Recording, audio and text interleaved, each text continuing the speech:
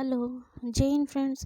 हम भारतीय संविधान पढ़ रहे हैं और भारतीय संविधान के तहत जो है अभी तक जो है हमने भारत का उच्चतम न्यायालय के बारे में और राज्यों के उच्च न्यायालय के बारे में जो है हम पढ़ चुके हैं।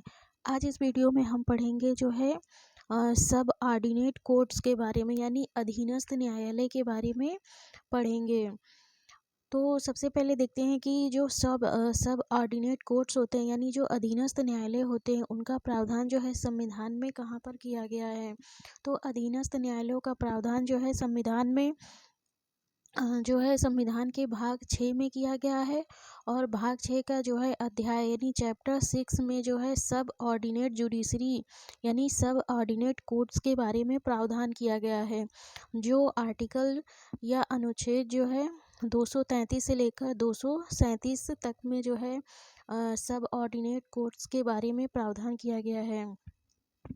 तो यहाँ पे भारत में जो है दो प्रकार के न्यायालयों की स्थापना की गई है। एक है हायर जुडिशरी यानी हायर कोर्ट्स और दूसरा है जो है लोअर जुडिशरी यानी लोअर कोर्ट्स। तो भारत में जो है हायर कोर्ट्स में जो है केवल दो न्यायालय आते हैं। एक जो है भारत का सुप्रीम कोर्ट और दूसरा जो है राज्यों के जो है हाई कोर्ट आते हैं। और उसके नीचे जो डिस्ट्रिक्ट कोर्ट होते हैं वे अधीनस्थ न्यायालय में आते हैं, यानी सब ऑर्डिनेट कोर्ट्स में आते हैं। तो आज हम सब ऑर्डिनेट कोर्ट्स के बारे में ही पढ़ेंगे। तो यहाँ पे जो हायर कोर्ट्स हैं वे हाई कोर्ट और सुप्रीम कोर्ट यानी दो ही न्यायालय जो है यानी सुप्रीम कोर्ट और हाई कोर्ट ही जो है भारत में जो है हायर जुडिशरी में आते हैं, यानी उच्चतर न्यायालय में आते हैं। एक प्रश्न जो है यहाँ पे जो है ये बनता है कि क्या जो है हाई कोर्ट जो है सुप्रीम कोर्ट का जो है अधीनस्थ न्यायालय है। तो जो हाई कोर्ट है वो सुप्रीम कोर्ट का जो है अधीनस्थ न्यायालय नहीं है, यानी सुप्रीम कोर्ट के अधीनस्थ जो है हाई कोर्ट नहीं आते हैं। हाई कोर्ट जो है हायर जुडिशरी में आते हैं। क्योंकि जो हाई कोर्ट के जजेस होते हैं उनका अपॉइंटमेंट और उनका रिमूवल जो है सुप्रीम कोर्ट के जज के द्वारा नहीं किया जाता है। हाई कोर्ट के जजों का अपॉइंटमेंट और रिमूवल दोनों जो है उसके जो है अलग प्रोसीजर है, जिसके तहत जो है राष्ट्रपति द्वारा किया जाता है। तो इसको हम उच्चतम न्यायालय और जो उच्च न्यायालय पढ़े उसमें जो है पढ़ चुके हैं कि हाई कोर्ट और हाई कोर्ट में जजों की यानी भर्ती यानी अपॉइंटमेंट कैसे होता है और जजों को जो है रिमूव कैसे किया जाता है। तो यहाँ पे आज हम देखते हैं कि अधीनस्थ न्यायालय के बारे में समझते हैं, जिसका प्रावधान अनुच्छेद 233 से लेकर अनुच्छेद 237 तक में किया गया है। तो अधीनस्थ न्यायालयों में जो है आपराधिक मामलों में जो है अधीनस्थ न्यायालय में जो आता है वह आता है जिले का जो है सत्र न्यायालय। और सिविल मामलों में जो है जिले में अधीनस्थ न्यायालय में आता है जिला न्यायालय। जिला न्यायालय एवं सत्र न्यायालय जो है दोनों एक ही हैं। फ़र्क सिर्फ इतना है कि जब क्रिमिनल मामलों में जो है सुनवाई होती है तो उसे सत्र न्यायालय बोलते हैं, यानी कोर्ट ऑफ सेशन। और जब सिविल मामलों में सुनवाई होती है तो उसको जो है जिला न्यायालय बोलते हैं। सत्र न्यायालय का जो न्यायाधीश होता है यानी उसको जो है सेशन न्यायाधीश बोलेंगे, यानी सत्र न्यायाधीश। और जब जब क्या बोलते हैं वही जज सिविल मामलों की सुनवाई करता है तो उसको जिला न्यायाधीश बोलते हैं, यानी डिस्ट्रिक्ट जज। तो ये जो है जर्नल मतलब ये जर्नल सामान्य बातें हैं। अब देखते हैं अनुच्छेद 233 में जो जिला न्यायाधीशों की नियुक्ति के बारे में प्रावधान किया गया है उसमें क्या किया गया है। तो अनुच्छेद 233 के तहत जो है जिला न्यायाधीश की नियुक्ति की जाती है, यानी राज्य में जो एचजेएस की भर्ती होती है, यानी एचजेएस के थ्रू जो जजों की भर्ती होती है वो भारतीय संविधान के अनुच्छेद 233 के तहत ही की जाती है। यानी हायर जुडिशियल सर्विसेज का जो एग्ज़ाम होता है उसके तहत जो जिला जज और अपर जिला जज की जो नियुक्ति होती है वो भारतीय संविधान के अनुच्छेद 233 के तहत ही की जाती है। तो अनुच्छेद 233 में यह प्रावधान किया गया है कि जो जिला न्यायाधीश की नियुक्ति होगी वह राज्यपाल करेगा, और राज्यपाल जो है उच्च न्यायालय से परामर्श के पश्चात जो है जिला न्यायाधीशों की नियुक्ति करेगा। ये प्रावधान जो है अनुच्छेद 233 में किया गया है। तो यहाँ पे जो जिला न्यायाधीशों की नियुक्ति का प्रावधान है वो प्रारंभिक नियुक्ति तो राज्यपाल ही करता है, लेकिन जो वास्तविक नियुक्ति होती है उसको जो है उच्च न्यायालय करता है। इसी का प्रावधान जो है अनुच्छेद 233 के क्लॉज 1 में किया गया है कि जिला न्यायाधीशों की जो नियुक्ति होगी वह राज्यपाल करेगा, और राज्यपाल जो है उच्च न्यायालय के परामर्श के पश्चात ही जो है जिला न्यायाधीश की नियुक्ति करेगा।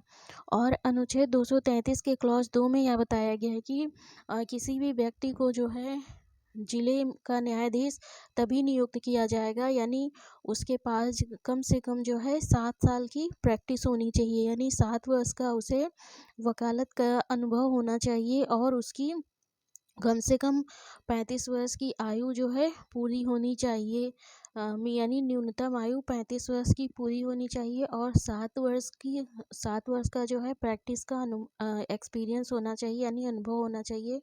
उसी व्यक्ति को जो है जिला न्यायाधीश नियुक्त किया जाएगा। तो अनुच्छेद 233 के तहत जिला न्यायाधीशों की जो है नियुक्ति की जाती है राज्यपाल के द्वारा और उच्च न्यायालय के परामर्श से। तो ये अनुच्छेद 233 हुआ। अनुच्छेद 234 में जो प्रावधान किया गया है वह यह किया गया है कि न्यायिक सेवा में जो है जिला न्यायाधीशों से भिन्न व्यक्तियों की भर्ती, यानी जो अनुच्छेद 234 है इसके तहत जो राज्य में PCSJ की नियुक्ति होती है, यानी जुडिशियल मजिस्ट्रेट की जो भर्ती होती है वो संविधान के अनुच्छेद 234 के तहत जो है की जाती है।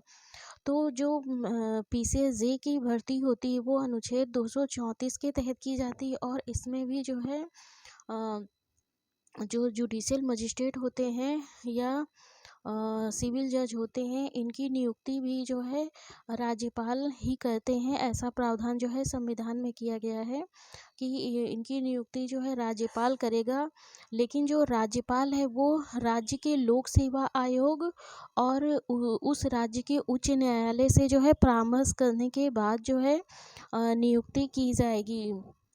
ये प्रावधान जो है संविधान के 234 में किया गया है, यानी अनुच्छेद 234 में किया गया है कि नियुक्ति राज्यपाल करेगा, लेकिन जो है राज्य लोक सेवा आयोग और उच्च न्यायालय के परामर्श के बाद। तो इसके लिए PCSJ का जो एग्ज़ाम होता है उसमें जो है एग्ज़ाम जो कराता है वो राज्य लोक सेवा आयोग कराता है, और जो है अपॉइंटमेंट के लिए जो लिस्ट होती है उसको जो है उच्च न्यायालय जो है राज्यपाल के पास भेजता है। तो यहाँ पे जो है भर्ती इसमें जो PCSJ की होती है उसमें जो है राज्य मतलब कि लोक सेवा आयोग एग्ज़ाम के थ्रू जो है भर्ती करता है, लेकिन जो उसमें जो है नियुक्ति जो प्रपत्र होता है वो राज्यपाल के द्वारा की जाती, मतलब राज्यपाल केवल उसमें साइन करता है। तो PCSJ की जो भर्ती होती है वो संविधान के अनुच्छेद 234 के तहत की जाती है। अगला अनुच्छेद देख लेते हैं हम, अनुच्छेद 235। अनुच्छेद 235 में जो है अधीनस्थ न्यायालयों पर जो है नियंत्रण का प्रावधान किया गया है, यानी कंट्रोल ओवर सब ऑर्डिनेट कोर्ट्स।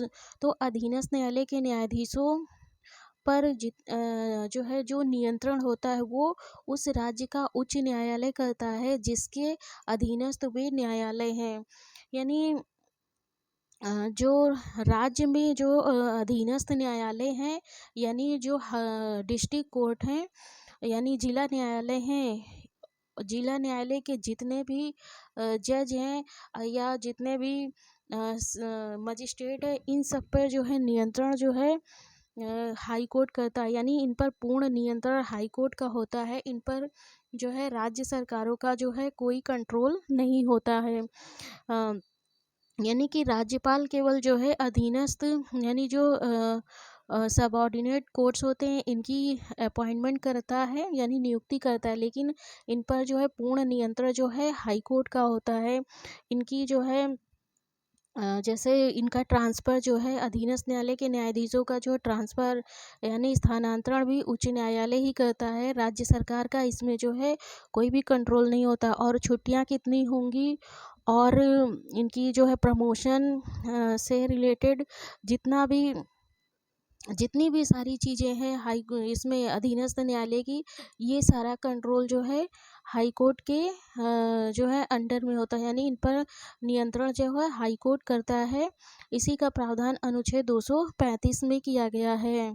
अगर ये प्रश्न आता है अधीनस्थ न्यायालयों पर नियंत्रण जो है कौन करता है, तो राज्य सरकार का नियंत्रण अधीनस्थ न्यायालय पर नहीं होता है, बल्कि जो है उस राज्य का जो है हाई कोर्ट होता है वह अधीनस्थ न्यायालयों पर जो है कंट्रोल करता है। ये अनुच्छेद 235 में प्रावधान किया गया है। अगला जो है अनुच्छेद 236 है। अनुच्छेद 236 में जो है इंटरप्रिटेशन दिया गया यानी निर्वचन दिया गया है। निर्वचन का मतलब होता है व्याख्या करना या किसी चीज़ को एक्सप्लेन करना या स्पष्ट करना।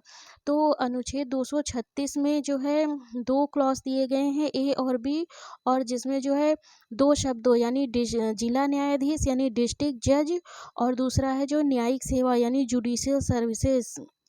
जुडिशियल सर्विस, 2 शब्दों को जो है इंटरप्रेट किया गया यानी निर्वचित किया गया या व्याख्या किया गया है। यानी जिला न्यायाधीश में जो है कौन कौन से न्यायाधीश जो है जिला न्यायाधीश के तहत आएंगे, उसके बारे में यहाँ पे उनका जो है प्रावधान किया गया है। यानी उन न्यायाधीशों का प्रावधान इसमें किया गया है जिसको जो है जिला न्यायाधीश माना जाएगा।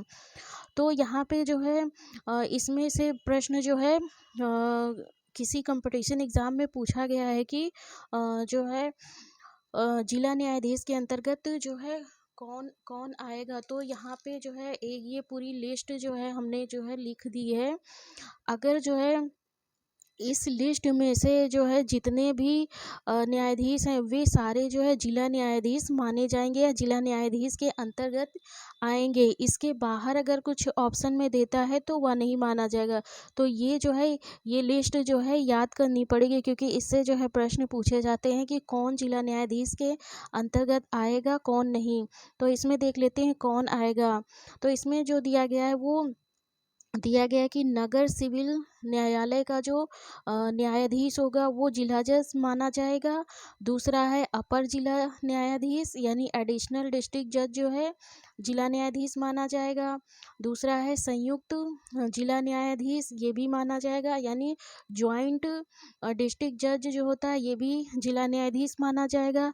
सहायक जिला न्यायाधीश यानी असिस्टेंट जिला डिस्ट्रिक्ट को यानी जज, ये भी जो है माना जाएगा जिला न्यायाधीश, और मतलब ये भी जिला न्यायाधीश के अंतर्गत आएगा। लघुवाद न्यायालय का मुख्य न्यायाधीश, ये भी जो है जिला जो है न्यायाधीश माना जाएगा, यानी जिला न्यायाधीश माना जाएगा। जो स्मॉल कॉजेस कोर्ट होते हैं उनका जो मुख्य न्यायाधीश होता है यानी वो भी जो है जिला न्यायाधीश के अंतर्गत आएगा।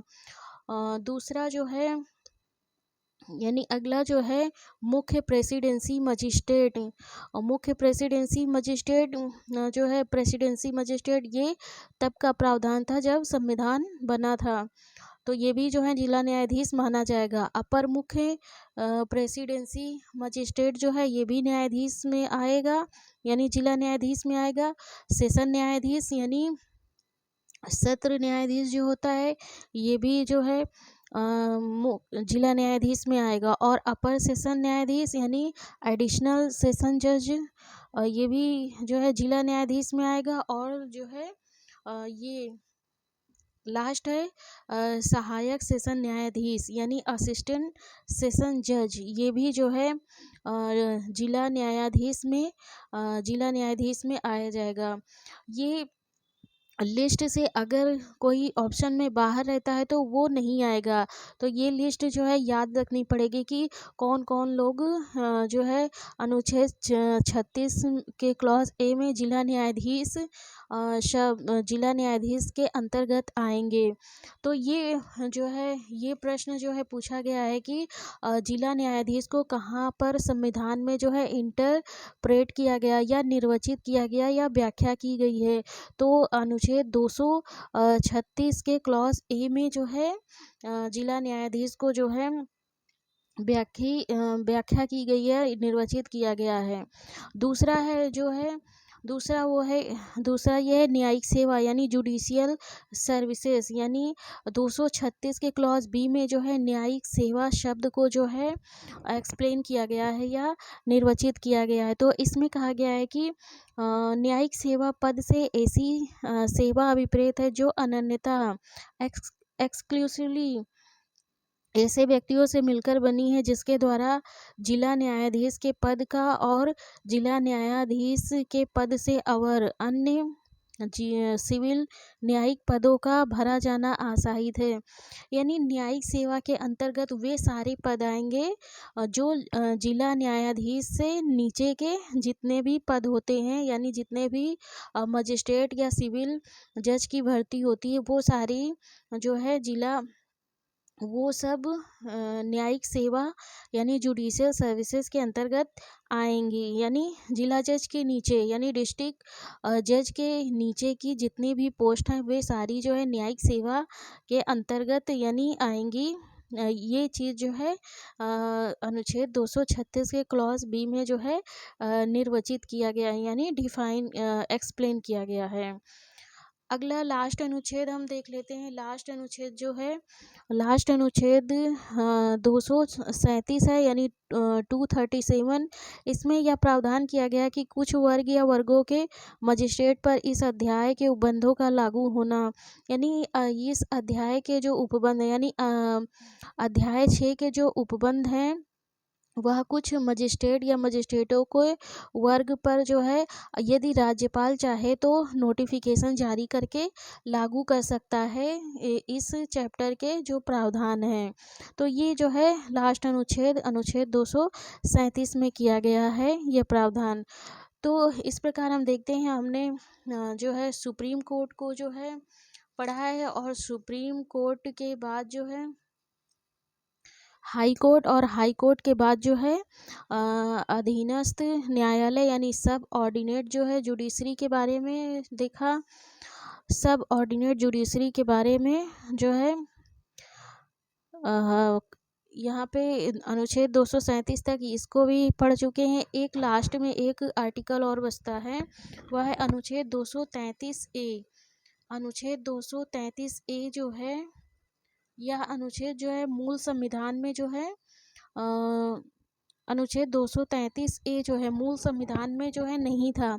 इसको जो है संविधान में संशोधन करके जो है जोड़ा गया है और वह संशोधन जो है वह है 20वें संशोधन अधिनियम 1969 द्वारा जो है अनुच्छेद 233 ए को जो है जोड़ा गया है संविधान में, जिसमें यह प्रावधान किया गया है कि यदि किसी जिला न्यायाधीश की जो है नियुक्ति अवैध तरीके से हो जाती है यानी गलत तरीके से हो जाती है तो उनके द्वारा जो कार्य किया जाएगा वह कार्य जो है वह अवैध नहीं होगा। मतलब उनके द्वारा किया गया कार्य अपने पद पर रहने के दौरान जो वो कार्य करते यानी जो भी जजमेंट देंगे ऑर्डर देंगे वे सारे जो है जजमेंट ऑर्डर और पूरी कार्रवाई यानी प्रोसीडिंग जो है वो जो है कार्रवाई वैध होगी।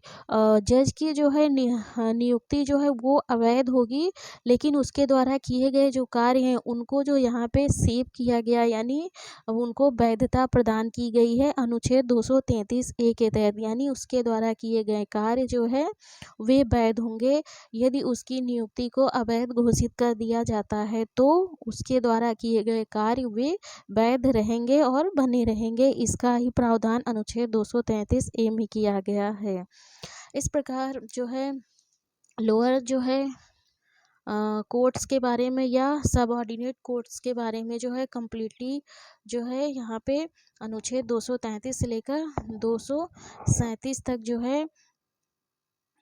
जो है हम पढ़ लिए हैं। अब आगे जो है हम हाई कोर्ट और सुप्रीम कोर्ट से रिलेटेड जितने भी प्रश्न हैं उन प्रश्नों को जो है पढ़ेंगे कि अभी तक जो है किस प्रकार के जो है प्रश्न पूछे गए हैं, इसके बारे में पढ़ेंगे हम वो नेक्स्ट वीडियो में। और अभी इसके बाद जो है अभी रिट पढ़ना है, रिट के बारे में पढ़ना है और रिट के बारे में भी जो है हम पढ़ेंगे जो है आगे जो है रिट कंप्लीट करेंगे। उसके बाद जो है हम जो है पॉलिटी के तहत जो है या भारतीय संविधान के तहत जो है अगला टॉपिक पढ़ेंगे। ये 2 टॉपिक कंप्लीट होने के बाद